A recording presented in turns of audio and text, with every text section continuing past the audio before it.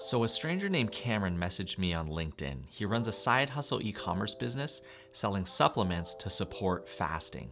He asked me the following: our customers like the product and the repeat purchase rate is pretty good. However, we've had a hard time moving a lot of volume and our first sale conversion rate is low. Wondering if you have any advice on this. So in this video, I'm gonna give Cameron some advice. If you're running an e-commerce business, the advice I'm about to give him might just be what you need to hear as well. In any case, this should be a good case study, so come along and learn with me. Let's go. If you're new here, my name is Spencer. I co-founded Solo Stove, an e-commerce company we started in a garage with 15,000 bucks. Solo Stove later turned into Solo Brands, and last week it had its IPO and now has a market cap of over $1 billion. I'm not selling you anything. I make these YouTube videos to help other entrepreneurs. So if that's you, click the subscribe button. Now let's get into it. So the website of Cameron's company is fastwell.com. And his first question was about wanting to sell more and how his conversion rate was low. I asked him what his conversion rate was, and he said overall it was 0.5%. So the interesting part of this question is that Cameron never told me his site traffic. I had to ask. And when I did, he said he had 684 unique site visits over the past 30 days. So on average, he's getting about 23 visits to his site a day. My first reaction to these numbers is that traffic is way too low, and that conversion rate isn't the issue at this point, because 23 visits a day just isn't enough data to give you a clear picture of what's going on. Because if you think about it, focusing on conversion rate when the number of conversions are in the single digits can be confusing, because just one additional sale can swing your conversion rate by 10%. So focusing on conversion rate and optimization this early on seems a little premature. The area that I key in on is the traffic number. With only 23 visits a day on average, he's just not getting enough people in the door. Any good salesperson understands that sales is a numbers game. Knock on enough doors and the law of averages eventually kicks in. Cameron needs to build up traffic, not worry about conversion rates, at least not yet. And when it comes to traffic, steady quality traffic is important. Always focus on quality traffic if you want to be able to make data-driven decisions in the future. If you drive bad traffic to your site, the numbers you want to focus on get lost amongst all the low quality traffic, and the data becomes very difficult to interpret. So here are my suggestions on how to increase traffic to the site. 1. Really understand who your target audience is. My guess, it'll be best to focus in on those people who already are into fasting. Don't try to teach new people about it. Education takes a lot of time, money, and patience.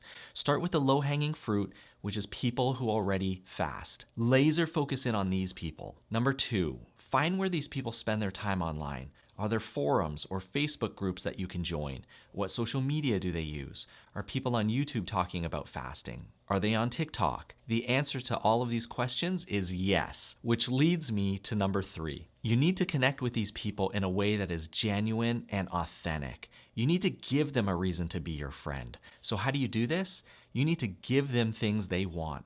I'm not talking about product. I'm talking about free stuff. I'm talking about content, videos, TikToks, blogs, relevant giveaways, email newsletters, ebooks, relevant inspirational photos, free planning calendars, share helpful research papers and other health-related information, and the list goes on and on. The best friends help build you up without asking for anything in return. This is who you need to be. As you get involved in these circles, you'll create a following. These are your potential customers. These people become the traffic on your site. It won't be fast, it won't be easy, it will take months and years, but this is how you grow your traffic. When you think about doing these things, this is where you realize that all the marketing apps out there are now just tools to help you accomplish these things.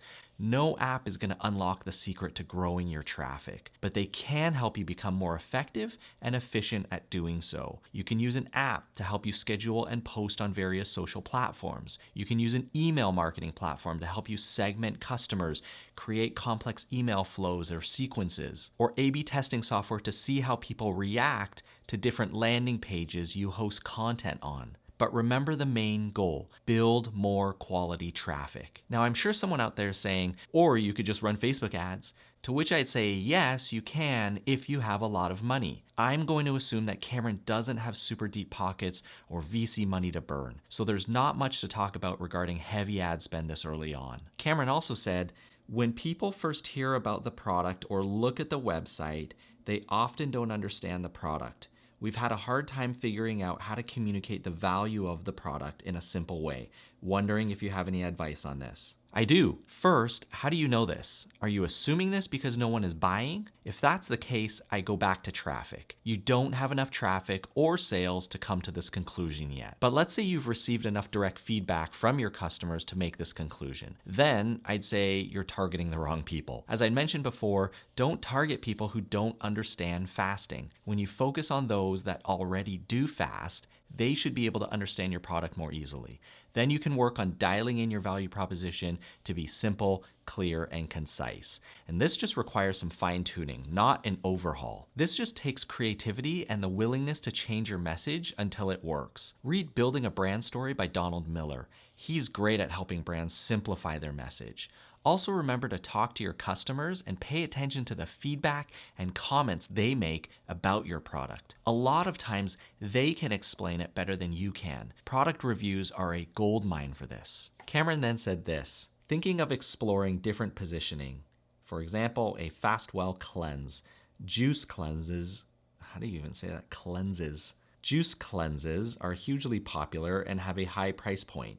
You buy a cleanse kit for usually 1 to 3 days, and prices range from $50 to $300. Using Fastwell products for 1 to 3 days is much more effective than juice for burning fat. Whoa, whoa, whoa. Your name is Fastwell, not Cleansewell. Don't confuse your customer now by having to explain to them what cleanses are. And burning fat, is that a reason for fasting? This can get confusing really quickly. My guess is that you're saying this because you don't understand why you're not selling more, and you think it has to do with your product offering or pricing. It doesn't. It has everything to do with you not getting enough quality traffic to your site. So don't give up on what you already have. Keep it simple and easy to understand, but remember, if you don't have people coming into your store, it doesn't matter what's on the shelves. A great store with great products will still sell zero if no one visits it. And 23 visits to your site a day is pretty close to zero. Not trying to be mean, just trying to give you context. The next comment Cameron made was this. He said, I'm especially interested in ways to A/B test different messages and approaches. I think we could be doing more of that to make data-driven decisions about how to improve messaging, product positioning, and so forth. A/B tests allow you to compare two versions of something to learn which is more effective. It sounds like Cameron wants to use data to help him make decisions, which is good, but he needs to be careful and make improvements on the right areas of his business at this time. Everything has a sequence. I hate to harp on it, but his site doesn't have enough traffic to produce meaningful A/B tests on it. I wouldn't spend much time trying to get super analytical at this point. There is a time for A/B testing, but his focus should be all on getting more quality traffic to his site. Traffic is like pouring the concrete foundation of your house, and A/B testing is like doing landscaping of your front yard. It's fine to get excited to do the landscaping, but pour the foundation of your home first. The last thing Cameron said is that he's interested in smart, low-budget ways to make data-driven decisions and improve conversion rate. So I'll make it short and sweet. Start a YouTube channel. Post 2 videos a week on fasting. Give people value. Don't sell anything. Start a TikTok channel and post every day on fasting.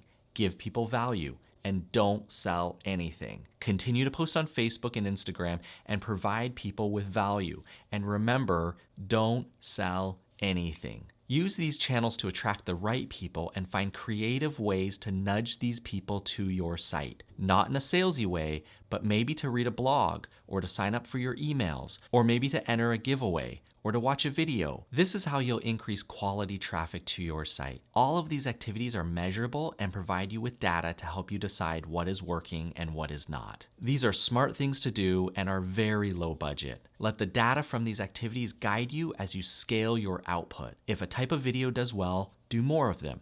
If TikTok gets more engagement than Instagram, do more of TikTok. If Facebook is driving more traffic to your site, do more Facebook. These are the levers you should be pulling, which will help you grow your potential customer list, increase site traffic, and increase conversions. When these numbers go up, you'll have enough traffic to then allow you to dive into optimizing your conversion rates on your site. And if you drive quality traffic to your site, your conversion rate will naturally rise. And I'll bet you'll discover that there's nothing horribly wrong with your conversion rate. The problem was the lack of quality traffic to your site. Thanks, Cameron, for allowing me to share my thoughts with you and with everyone else. I hope it was helpful. And if you have any suggestions for Cameron, leave them in the comment section down below. I'm sure he'd appreciate any help he can get. If you want me to review your site, also drop me a comment down below.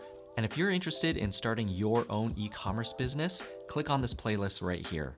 Until next time, good luck, work hard, and I'll see you in the next video.